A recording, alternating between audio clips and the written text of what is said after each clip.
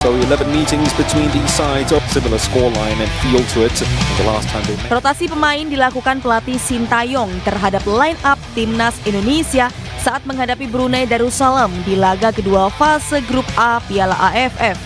Dalam pertandingan yang digelar di Kuala Lumpur Stadium Senin sore, skuad Garuda andalkan Ilyas Basoyevic sebagai ujung tombak yang disokong trio Egy Maulana Fikri, Sadil Ramdhani, dan Dendi Sulistiawan. Skuad Garuda membuka keunggulan atas Brunei di menit ke-20.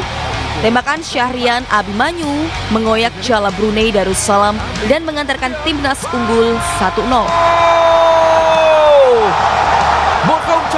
Peluang mencetak gol terjadi di menit ke-34 melalui tendangan bebas Sadil Ramdhani yang masih menerpa tiang gawang. Timnas kemudian unggul jumlah pemain sejak menit ke-38 setelah bek Brunei Ali Nur Jufri diusir wasit usai menerima kartu kuning kedua. Keuntungan ini tidak disia-siakan oleh para pemain. 3 menit berikutnya timnas mengoyak gawang Brunei untuk kedua kalinya. Umpan crossing Asnawi Mangkualam menciptakan kemelut yang berhasil diselesaikan oleh Dendi Sulistiawan. Timnas Garuda unggul 2-0 di babak pertama. 41 Sadil Ramdhani. Timnas Garuda mengawali babak kedua dengan peluang emas di menit ke-52. Hansa Muyama yang berdiri bebas di mulut gawang gagal menyelesaikan umpan matang dari Asnawi. 7 menit berselang, timnas Garuda berhasil melesakkan gol ketiga. Umpan crossing Edo Febriansah disambar oleh Egy Maulana Fikri yang merubah skor menjadi 3-0. Hanya berselang 1 menit, timnas Garuda kembali menggetarkan gawang Brunei.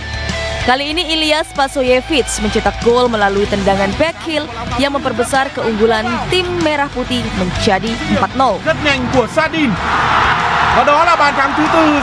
Rotasi pemain dilakukan Sintayong dengan menarik keluar 3 pemain. Salah satunya Ramadan Sananta yang kemudian mencetak gol kelima timnas di menit ke-68. Pesta gol skuad Garuda terus berlanjut. Mark Locke yang baru dimasukkan di menit ke-80 turut menyumbangkan gol bagi timnas di 4 menit jelang akhir waktu normal. Skor berubah menjadi 0-0. Timnas Merah Putih akhirnya memungkasi kemenangannya melalui gol yang dilesakkan Yaakob Sayuri melalui assist Edo Febriansah. Timnas Garuda cukur habis Brunei Darussalam dengan skor telak 7-0. Hasil ini memastikan Brunei sebagai tim pertama di Piala AFF ini yang tersingkir di fase grup.